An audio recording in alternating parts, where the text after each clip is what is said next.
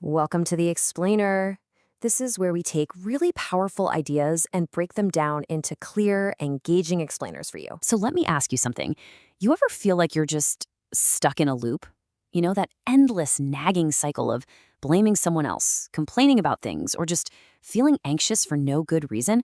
It can seriously feel like there's an uninvited guest in your head who's taken over the controls. To really get a handle on this feeling, our source gives us this amazing metaphor. Just picture this.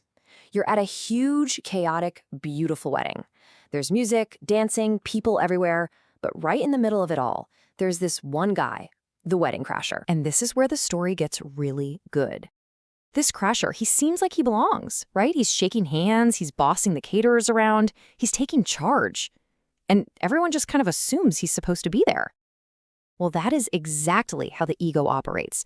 We just assume that this inner voice, this I that's so tied to our body and our thoughts, is our true self. But, and here's the kicker, the second you walk up to that crasher and ask, hey, who are you really? Poof, he vanishes. Your ego just can't stand up to that kind of direct questioning. In the ancient wisdom of Vedanta, this wedding crasher actually has a name. It's called ahamkara. That literally translates to the I maker.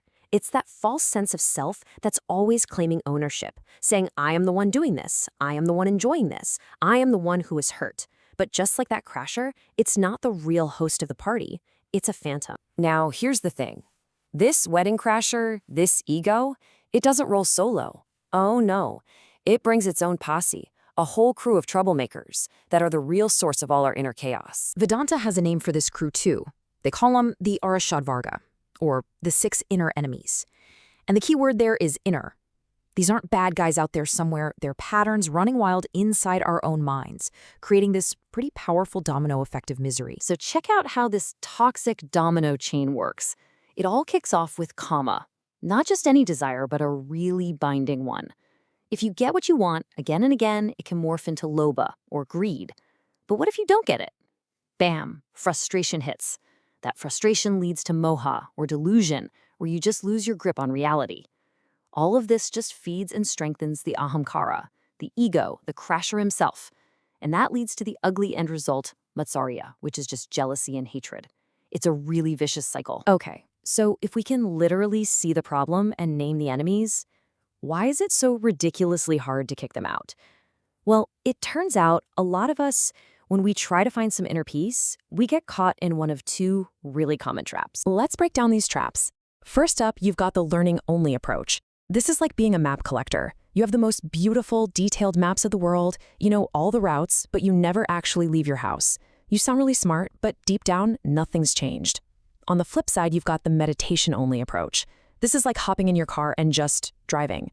No map, no GPS, no destination. The practice just becomes this mechanical, frustrating thing because you have no clue why you're doing it or where it's supposed to take you. And our source gives us a perfect example of this with a guy named David. For 5 straight years, he meditated faithfully, every single day. But he was still a mess.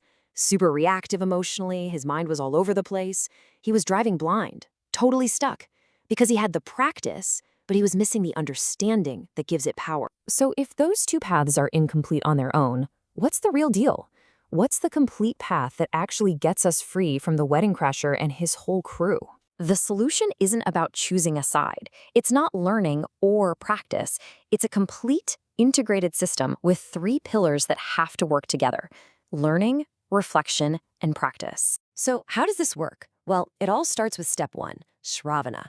You can think of this as sacred listening or learning. This is where you get the right map. You study authentic wisdom to build a solid, clear foundation for your journey. Next comes step 2, Manaha. This is reflection, but it's deep reflection.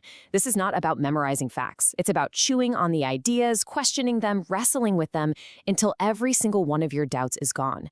You're not just looking at the map anymore. You're really understanding the terrain.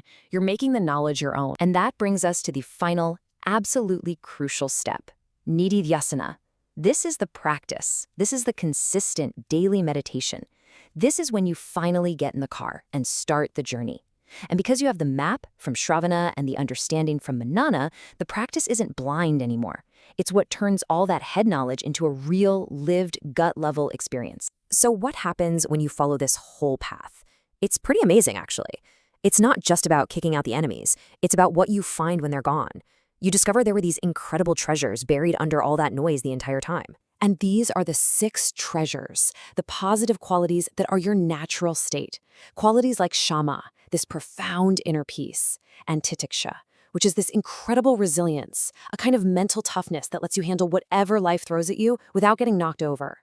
These treasures become the new, solid foundation of your inner world. This whole journey of clearing out the enemies and uncovering the treasures, it leads you to what our source so beautifully calls your permanent address. You know, as the quote says, it's the cave inside the heart. It's not some place you have to travel to, it's the realization of your true, unshakable self. The real host of the party, who's been there peacefully all along. So that wedding crasher in your mind, it's a phantom. It's a ghost. It only has the power you give it when you're not looking at it directly. The moment you turn that spotlight of attention inward and ask, with real curiosity, hey, who are you? It starts to disappear. So the wedding crasher is at your party right now. Are you finally ready to ask who they are?